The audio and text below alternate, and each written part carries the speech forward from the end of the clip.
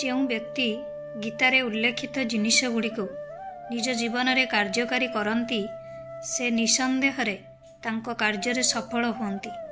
ଏହା ମଣିଷ ପାଇଁ ମାର୍ଗଦର୍ଶିକା ଭାବରେ କାର୍ଯ୍ୟ କରେ। ସମସ୍ତଙ୍କୁ ମୋ ତରଫରୁ ନମସ୍କାର। ଆଶା କରୁଛି ଆପଣମାନେ ସମସ୍ତେ ଭଲରେ ଥିବେ। ତାହେଲେ ଚାଲନ୍ତୁ ଭିଡ଼ିଓ ଆରମ୍ଭ କରିବା। କିନ୍ତୁ ଭିଡ଼ିଓ ଆରମ୍ଭ କରିବା ପୂର୍ବରୁ ଆପଣମାନଙ୍କ ଭିତରୁ କେହି ଯଦି ଆଜି ମୋ ଚ୍ୟାନେଲରେ ନୂଆ ଥାନ୍ତି ତାହେଲେ ପ୍ଲିଜ୍ ପ୍ରଥମେ ମୋ ଚ୍ୟାନେଲଟିକୁ ସବସ୍କ୍ରାଇବ୍ କରିଦିଅନ୍ତୁ। ପାଖରେ ଥିବା ବେଲ୍ ଆଇକନ୍କୁ କ୍ଲିକ୍ କରନ୍ତୁ, ଯାହାଫଳରେ ହିନ୍ଦୁମାନଙ୍କର ଏକ ପବିତ୍ର ଗ୍ରନ୍ଥ ହେଉଛି ଶ୍ରୀମଦ୍ ଭଗବତ ଗୀତା। କୁରୁକ୍ଷେତ୍ରର ଯୁଦ୍ଧଭୂମିରେ ଭଗବାନ ଶ୍ରୀକୃଷ୍ଣ ନିଜେ ଅର୍ଜୁନଙ୍କୁ ଗୀତାର ଶିକ୍ଷା ଦେଇଥିଲେ। ଯଦି କୌଣସି ବ୍ୟକ୍ତି ବିଚଳିତ ହୁଏ କିମ୍ବା ସବୁ ଦିଗରୁ ବିଫଳତା ଏବଂ ନିରାଶର ସମ୍ମୁଖୀନ ହୁଏ ତେବେ ତାଙ୍କୁ ଶ୍ରୀମଦ୍ ଭଗବତ ଗୀତା ପଢ଼ିବାକୁ ପରାମର୍ଶ ଦିଅନ୍ତୁ।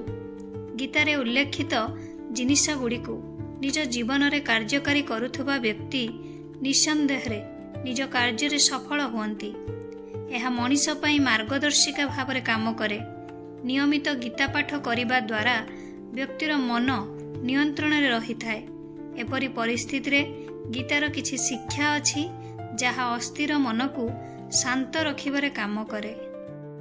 ଗୀତା ଉପଦେଶ ମାଧ୍ୟମରେ ଭଗବାନ କୃଷ୍ଣ ଅର୍ଜୁନଙ୍କୁ କହିଥିଲେ ଯେ ଯିଏ ନିଜ କାମ କରେ ଭାଗ୍ୟ ମଧ୍ୟ ତାକୁ ସମର୍ଥନ କରେ।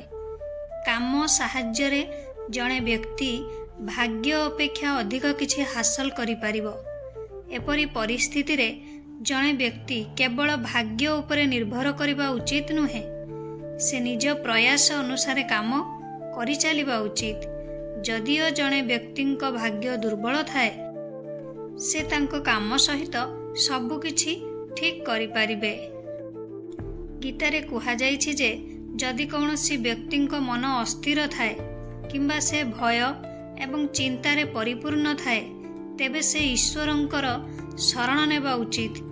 ଯେଉଁ ବ୍ୟକ୍ତି ସବୁକିଛି ପରିତ୍ୟାଗ କରି ଈଶ୍ୱରଙ୍କ ଶରଣ ନିଅନ୍ତି ତାଙ୍କର କୌଣସି ପ୍ରକାରର ଭୟ କିମ୍ବା ଚିନ୍ତା ଥାଏ ନାହିଁ।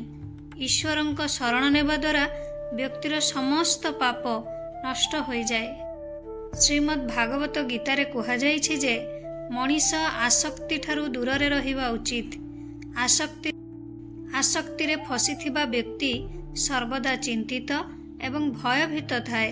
ଆସକ୍ତି ଯୋଗୁଁ ଜଣେ ବ୍ୟକ୍ତି ଯେକୌଣସି ବିଷୟରେ ଆସକ୍ତିରେ ଫସିଯାଏ।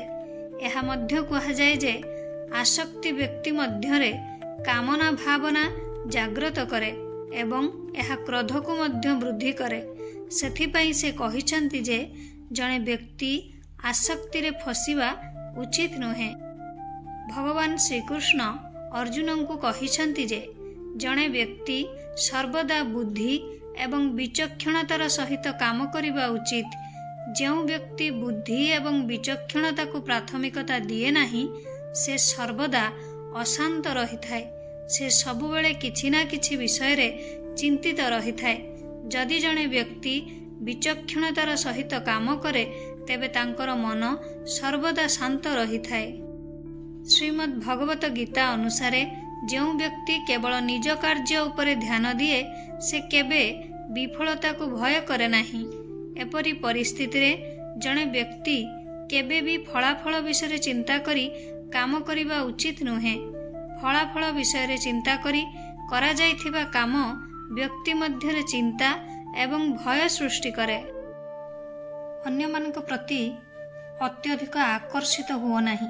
ଅର୍ଥ ଶ୍ରୀମଦ୍ ଭଗବତ ଗୀତା ଅନୁସାରେ ଜଣେ ବ୍ୟକ୍ତି ଅନ୍ୟ କୌଣସି ବ୍ୟକ୍ତିଙ୍କ ସହିତ ଅତ୍ୟଧିକ ଆସକ୍ତି ରହିବା ବା ରଖିବା ଉଚିତ ନୁହେଁ। କାରଣ ଲୋକଙ୍କ ସହିତ ଅତ୍ୟଧିକ ଆସକ୍ତି ନିରାଶର କାରଣ ହୁଏ। ଯେଉଁ ବ୍ୟକ୍ତିର ନିଜ ସମ୍ପର୍କୀୟ କିମ୍ବା ବନ୍ଧୁମାନଙ୍କ ସହିତ ଅତ୍ୟଧିକ ଆସକ୍ତି ଥାଏ ସେ ଗୋଟିଏ ସ୍ଥାନରେ ରହିଥାଏ। ଜଣେ ବ୍ୟକ୍ତିଙ୍କ ଏହି ଅଭ୍ୟାସ ଜଣେ ବ୍ୟକ୍ତିଙ୍କୁ ଜୀବନରେ ଆଗକୁ ବଢ଼ିବାରେ ବାଧା ଦିଏ। ଏପରି ପରିସ୍ଥିତିରେ ଯେତେବେଳେ ଜଣେ ବ୍ୟକ୍ତି ସେହି ବ୍ୟକ୍ତିଙ୍କୁ ପାଆନ୍ତି ନାହିଁ ସେ ହତାଶ ଏବଂ ନିରାଶ ହୋଇଯାଆନ୍ତି।